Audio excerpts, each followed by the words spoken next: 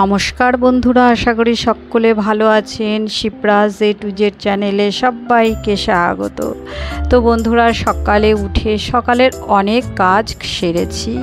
তারপর এই যে স্নান করে বেশ কিছু কাপড় জামা ছিল সেগুলো কেচেছি, কেচে মেলে তারপর স্নান করে এই যে পুজো সেরে নিলাম। তো পুজো তো সেরে নিয়েছি, তারপর ব্রেকফাস্ট সকালে বানিয়েছি সেটাও খেয়েছি। খেয়ে এবারে কিছু কাজ করছি। তো সকাল থেকে মানে এই আমি 7টার কথাই বলি, 7টা থেকে আর দুপুর 2টোর মধ্যে আমি কি কাজ করি সেটাই আপনাদের মধ্যে শেয়ার করি। তো সকালে এই যে বিছানাটা কিন্তু আমি আগেই গুছিয়ে রেখেছিলাম।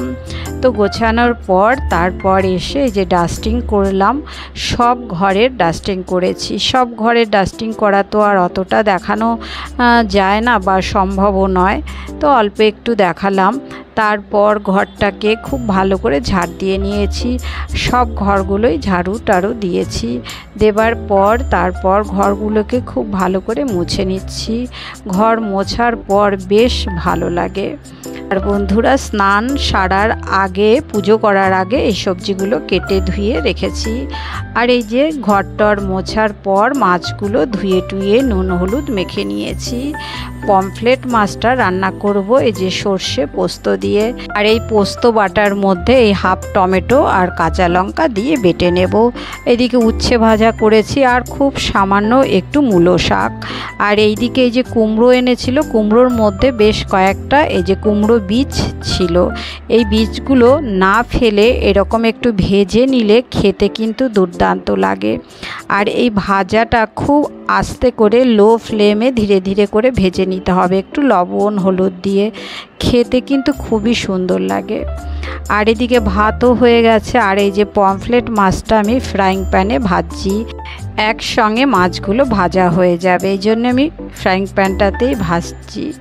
তো যাই হোক, মাছ ভেজে নেব আর ওইদিকে মশলাটাও বেটে নেব। আর এই যে ভাতটা হয়ে গেছে, ভাতটা নামিয়ে নেব।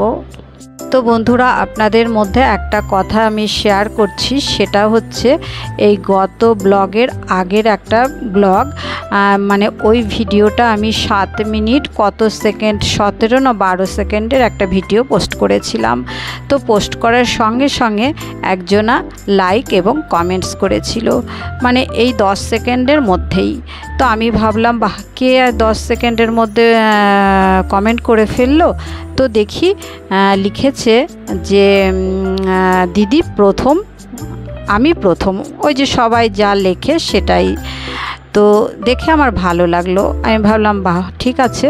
তো দেখি 7 মিনিটের ভিডিও, দেখি আর বড় কমেন্টস করে কি না, তাহলে আমি পিন করে দেব। আর যদি বড় কমেন্টস নাও করতো তাও আমি পিন করতাম। তারপর দেখি ডিলিট করে দিয়েছে, মানে যে লিখেছিল দিদি আমি প্রথম। তো দেখলাম মানে ওই 20 সেকেন্ডের মধ্যেই সে ডিলিট করে দিয়েছে। লাইকটা ছিল কিন্তু ওটা ডিলিট করে দিয়েছে লেখাটা। তো আমি খুবই আশ্চর্য হলাম, কেন ডিলিট করলো। তো ওটাই আর কি আমার একটা ভাবনা, যে আমি গত ভিডিওতে আর কথাটা বলিনি, কারণ আমি অপেক্ষা করেছিলাম যে আজ পর্যন্ত দেখব, কোনো কারণে হয়তো ডিলিট করেছে, আবার যদি কমেন্টস করে তাহলে এই কথাগুলো আর তুলবই না। কিন্তু সে করেনি। তো যাই হোক, না করেছে তো কোনো ব্যাপার না, কিন্তু আমার ভিডিওটা সে ক্লিক করেছিল। অনেকের ভিডিওতেই তার নামটা আমি শুনে থাকি, সেই জন্য আমার এতদিন তার সঙ্গে বন্ধুত্ব হয়নি। জাস্ট 1 মাস হলো আমি তাকে বন্ধুত্ব প্রথম করেছিলাম। আর আমি তার অনেকগুলো ভিডিও দেখার পর সে আমার কাছে এসেছিল। তো আমি প্রত্যেক ভিডিও তার দেখি এবং তাকে বুঝিয়েও দিই যে আমি তার ভিডিও দেখলাম। আর সে কিন্তু খুব একটা আমার ভিডিও দেখে না। তো যাই হোক, সেটাও আমার কোনো ব্যাপার না, কিন্তু আমার খারাপ লাগার কারণটা হচ্ছে কেন ডিলিট করে দেবে, থাকলে কি অসুবিধা হতো, হয় ফুল ভিডিও দেখতো কি না দেখতো সেটা কিন্তু বুঝতেই পারতাম না, কিন্তু থাকলে তো আমার ভালোই লাগতো, এই যা। তো যাই হোক বোন, তোমাকে আমি বলবো, তুমি যদি ভিডিও দেখো, মনে হয় তুমি দেখবে না, তাও আমি বলবো ভগবান আছে, তুমি এগিয়ে যাও, তুমি আমাকে দিদি বলে সম্বোধন করেছো, তুমি এগিয়ে যাও। আর আমি তোমার ভিডিও অবশ্যই দেখব, আমার ভালো লাগে সেই জন্যেই দেখব। হয়তো কমেন্টস না করি তো না করব, কিন্তু আমি অবশ্যই দেখব, কোনো রাগ নেই। আর লাইকও করব, এই হলো কথা। তো বন্ধুরা দেখতেই পেলেন রান্নাটা আমার পুরো কমপ্লিট হয়ে গেল আপনাদের সঙ্গে কথা বলতে বলতে। তারপর এই যে বাসনগুলো মেজে নিয়েছি, বাসনগুলো আবার মুছে ঠুছে জায়গায় রেখেছি। আর গ্যাসটাও খুব ভালো করে পরিষ্কার করে নিয়েছি লাইজল স্প্রে করে। তো এখন এই যে বেসিনটাকে খুব ভালো করে পরিষ্কার করে নিচ্ছি। এই সিঙ্ক পরিষ্কার করার সময় এই ওয়ালগুলো কিন্তু আমি একটু খুব ভালো করে এইভাবে একটু মুছে নিই, আবার পরিষ্কার কাপড় দিয়েও মুছে নিই। তো সিঙ্কটাও আমি বেশ সুন্দর করে ক্লিন করে নিয়ে এই যে কয়েকটা সবজি নিয়ে এসেছে, তো সবজিগুলো ধুয়ে নিচ্ছি। সবজিগুলো আর ভিজিয়ে রাখি না, একটু চটকে বেশ ভালো করে জল চেঞ্জ করে 2-3 বার করে জল চেঞ্জ করে ধুয়ে নিই। আর ধুয়ে একটু রোদে দিয়ে দেব। তো এটাও আমার কিন্তু প্রত্যেক দিনের কাজের মধ্যে পড়ে। তো বন্ধুরা অবশ্যই দেখতে থাকুন, একদম ভিডিওটা স্কিপ করবেন না। আমি আরও কি কাজ করছি সেটাও আপনাদের মধ্যে শেয়ার করব। তো আমার সবজি ধোয়া হয়ে গেল। আর এই দিকে দেখুন বন্ধুরা আমি কি রান্না করেছি। এই যে দুধটা ফুটিয়েছি, এটা তো আলাদা। আর এই যে মিক্স সবজি, একটু শাক ভাজা, উচ্ছে ভাজা, কুমড়োর বীজগুলো, আর এই যে মাছ, পমফ্রেট মাছটা সর্ষে পোস্ত লঙ্কা টঙ্কা দিয়ে বানিয়েছিলাম, বেশ সুন্দর হয়েছে খেতে। আর এই যে সব ক্লিন করা হয়ে গেছে। এবার আমার পরের কাজ হচ্ছে এই যে চাল নিয়ে এসেছে, এবার চালগুলো তো ড্রামে ভরবো। তো ড্রামটা আমি পরিষ্কার না করে কখনোই আমি ভরি না। তো ড্রামটাকে আমি বের করে দিয়েছি, এই যে এখানটায় ছিল, তো এখান থেকে বের করে আমি বাথরুমে রেখে দিয়েছি।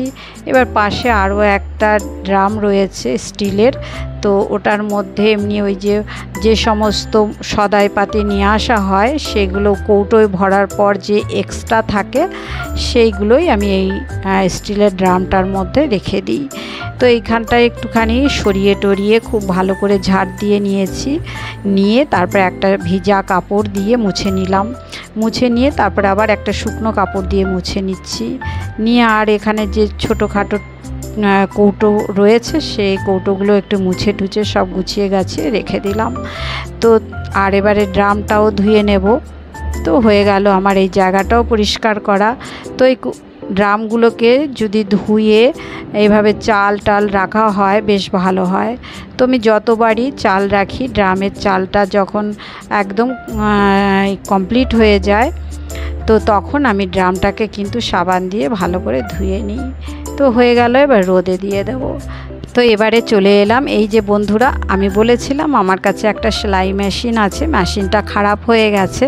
তো এই যে এই মেশিনটা, এটা একটু ভিডিও করে আপনাদের দেখাচ্ছি। মেশিনটা আমি একজনা এসছে নিয়ে যাবে। তো এতদিন আমার কাছে মেশিনটা ছিল, তো আমি ভাবলাম একটু ভিডিও করি, সব কিছুর করি, তো এটাও একটু করি, তো আমার কাছে থেকে যাবে। কখনো আমি এই মেশিনটা একটু দেখার ইচ্ছা হলে বা কাউকে দেখানোর দরকার হলে একটু দেখাতে পারবো, তো সেটাই আর কি। তো বন্ধুরা মেশিনটাও আপনাদের মধ্যে একটু শেয়ার করলাম। ঠিক এই জায়গাতেই আবার একটা বক্স মতো বানাবো, সেখানে ওই নতুন মেশিনটা রেখে সেলাই করব। তো এই ছিল আজকের পুরো দিনের ব্লগ। কেমন লাগলো বন্ধুরা? আশা করি ভালো লাগলো। সকাল 7টা থেকে 2টোর মধ্যে ব্লগ। যদি ভালো লাগে তাহলে অবশ্যই লাইক শেয়ার সাবস্ক্রাইব করে সঙ্গে থাকবেন। প্রত্যেকে ভালো থাকবেন। ধন্যবাদ।